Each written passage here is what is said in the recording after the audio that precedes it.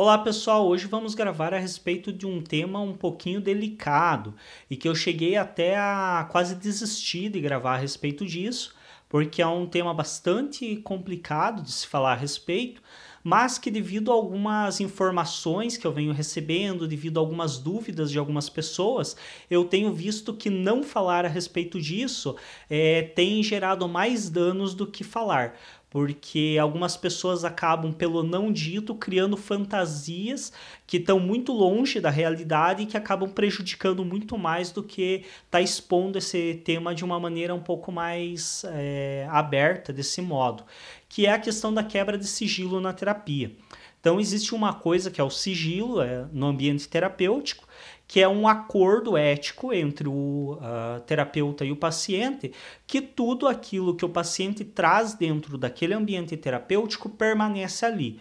Então esse terapeuta não vai falar dessas coisas fora daquele ambiente, não vai falar dessas coisas para ninguém que não seja o próprio paciente e mesmo para esse paciente dentro do ambiente terapêutico. Então espera-se que numa conduta ética adequada de um terapeuta, ele não converse com o paciente dele no meio da rua, por exemplo, a respeito do caso do paciente. Mesmo que não existam outras pessoas em volta, mesmo que não tenha ninguém ouvindo, o ambiente para se discutir isso, o ambiente para se trabalhar os conteúdos é dentro do setting terapêutico. E é ali que se espera que fiquem as informações que são trabalhadas nesse ambiente. Só que aí algumas pessoas ficam sabendo de que existe uma situação na qual o terapeuta pode quebrar o sigilo da relação terapêutica. E isso acaba assustando algumas pessoas, porque aí a pessoa fica formulando mil fantasias. Mas como assim? O terapeuta me disse que era um ambiente seguro, que eu podia falar qualquer coisa, que ele não ia falar para ninguém, e aí de repente eu descubro que ele pode falar para alguém a respeito do que eu disse em terapia. Primeira coisa que é preciso entendermos, que existem dois tipos básicos de quebra de sigilo e que existe um motivo muito específico para cada um deles e que é uma quebra de sigilo parcial em ambos os casos. Então não é que o terapeuta vai sair falando para todo mundo a respeito do que foi discutido em terapia, obviamente que não. Espera-se que não dentro de uma conduta ética, perdão. O que ocorre para que o terapeuta quebre o sigilo?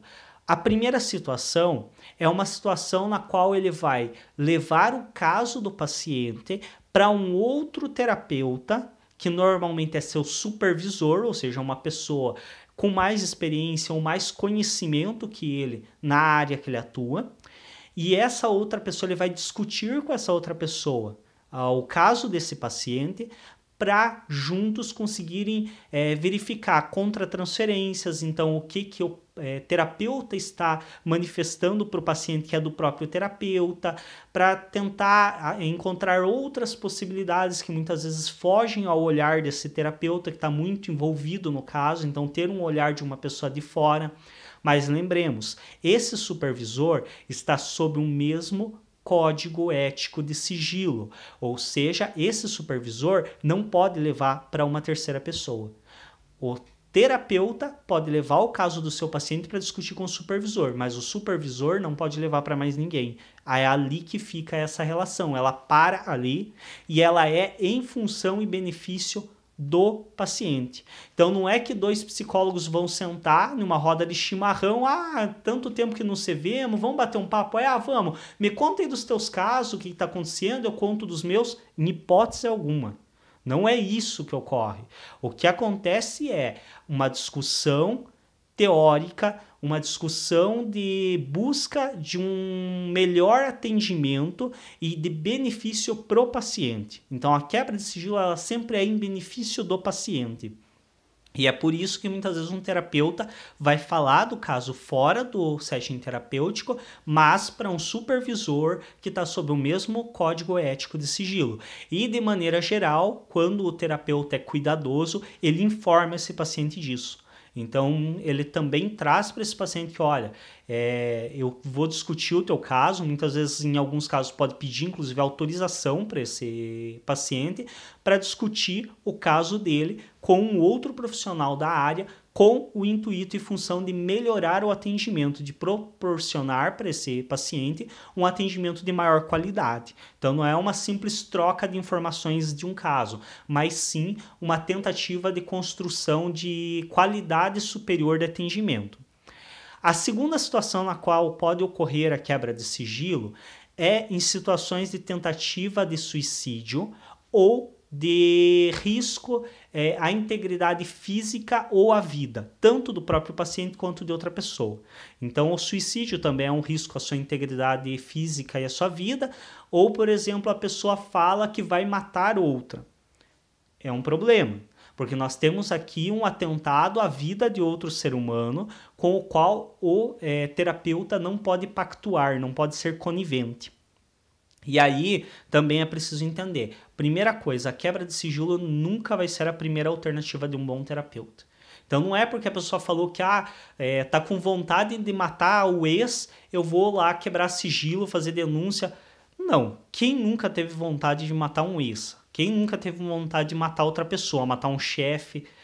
Não é isso que vai gerar uma quebra de sigilo para um bom terapeuta. Agora, se a pessoa me fala por várias vezes que tem vontade de matar a outra, e se ela me fala que já pesquisou a hora que a outra pessoa sai do trabalho, já pesquisou formas de matar a outra, opa, aí a coisa começa a ficar mais complicada.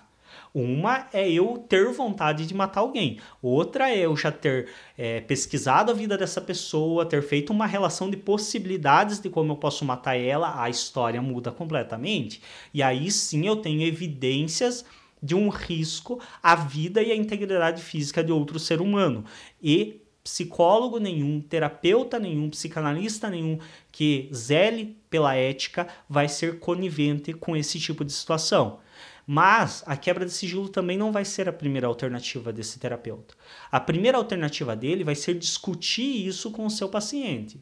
Como que o paciente vê isso, se o paciente realmente acredita que essa é uma alternativa, e depois que se esgotarem todas as possibilidades, que o terapeuta realmente vê que a pessoa está decidida a fazer e que há uma possibilidade de que ela faça em breve, aí sim esse terapeuta pode optar pela quebra de sigilo, possivelmente vai optar, porque ele tem uma obrigação ética de proteger a vida de todo ser humano, mesmo que não seja seu paciente, e ele vai quebrar sigilo para proteger a vida dessa pessoa que está sendo ameaçada. Mas é importante também destacar que não é uma quebra de sigilo total. Não é que o terapeuta vai ir numa delegacia e vai contar para o delegado tudo que foi dito em terapia. A quebra de sigilo é muito específica, é um recorte do recorte do recorte mínimo. É o mínimo necessário para que esse terapeuta cumpra com o seu dever ético e zele pela vida do outro. Então muitas vezes ligar para essa pessoa que tá em risco de vida, informar ela que ela está em risco de vida, realizar um boletim de ocorrência na delegacia informando que é terapeuta de uma determinada pessoa e em terapia essa pessoa manifestou a possibilidade de efetuar um crime contra a outra. Mas não é contar o que disse, não é falar o que foi discutido em terapia, não. É apenas cumprir com seu dever ético de zelar pela vida do outro. Assim como nos casos de suicídio ou tentativa de suicídio ou idealização suicida. Não é que o terapeuta vai contar para a família da pessoa, do paciente, tudo o que foi dito em terapia. O que ele vai fazer é escolher uma pessoa de confiança do seu paciente, inclusive vai discutir com esse paciente qual pessoa é de confiança dele, com qual pessoa eles podem estar conversando aquilo, e vai repassar para essa pessoa que em terapia o paciente manifestou tendência suicida, que isso é sério, é importante estar atento e que precisa se tomar certas medidas de cautela e certas medidas preventivas para evitar que aconteça algum atentado efetivo desse paciente contra a própria vida. Então é sobre uma coisa específica. O terapeuta ele vai falar com uma pessoa da confiança da outra, então também não vai sair contando para a cidade inteira. Não é isso a quebra de sigilo desses casos, não é que o terapeuta vai sair contando para qualquer um sobre o caso daquela pessoa. Ele vai para uma pessoa específica que é próxima dela, que pode ajudar ela, que pode proteger ela, ele vai revelar sobre a tentativa de suicídio ou sobre a idealização suicida. Não é o que a pessoa disse em terapia, não é a relação que a pessoa tem com a outra, não. É só sobre esse fato. E ele vai informar de antemão sempre o seu paciente, inclusive quando ele vai realizar uma denúncia. Então, se o paciente falou que vai matar alguém e o terapeuta sabe que isso é uma realidade, que isso pode ser efetivado, que a outra pessoa está em risco de vida, ele vai informar de antemão o seu paciente. Olha, diante disso eu tenho um compromisso ético pelo zelo da vida de todo ser humano, eu tenho uma obrigação ética com a minha profissão de estar realizando uma denúncia, informando as autoridades dessa possibilidade para que isso não aconteça, porque eu preciso zelar pela vida dessa outra pessoa, mesmo ela não sendo minha paciente. Isso vai estar sendo dito para o paciente, vai estar sendo esclarecido antes de qualquer atitude. Então é importante deixar isso claro para que se desfaça um pouco das fantasias que as pessoas criam, de que quando elas descobrem que há determinada situação na qual o terapeuta pode quebrar sigilo, muita gente começa a fantasiar que o terapeuta vai sair contando da vida dela para todo mundo. De maneira alguma. Realmente a quebra de sigilo ela é ou para um outro profissional que está sob o mesmo código de sigilo e, portanto, vai também manter isso com ele, e que essa troca de informação com o objetivo exclusivamente de promover um atendimento melhor para aquele paciente, ou então, em outro caso, quando há um risco de vida ou integridade física de outro ser humano ou do próprio paciente. Mas também vai ser uma quebra de sigilo muito localizada, de uma informação para determinada pessoa, que é necessário, nunca para além do necessário. Então é estritamente o necessário do necessário. É aquela coisa, é a peneira fina do fino. É o pó, é o que passa realmente por todas as peneiras de análise ética. É o que realmente é estritamente necessário ser dito para zelar pela vida e pela integridade física tanto da pessoa quanto de outras possíveis envolvidas. Espero que isso ajude um pouco aí quem se deparou com essa informação e se assustou. Espero que esse vídeo auxilie a entender um pouco essa relação da quebra de sigilo, que não é uma coisa que acontece simplesmente sem motivo, que há sim um motivo e que esse motivo é o último recurso. Então, realmente, o terapeuta ele só vai quebrar sigilo quando ele tentou todas as outras possibilidades e nenhuma delas se demonstrou efetiva. Aí ele realmente se obriga a isso pelo zelo da vida do paciente, da integridade física do paciente ou de outra pessoa a qual ele esteja ameaçando a vida ou integridade física. Ou então, como eu mencionei antes, quando é uma quebra de sigilo para outro profissional, com o objetivo de melhorar o atendimento. Então, nunca também como simplesmente compartilhando informações, mas sim com o objetivo de crescimento profissional em função daquele paciente e daquela terapia, daquele processo terapêutico.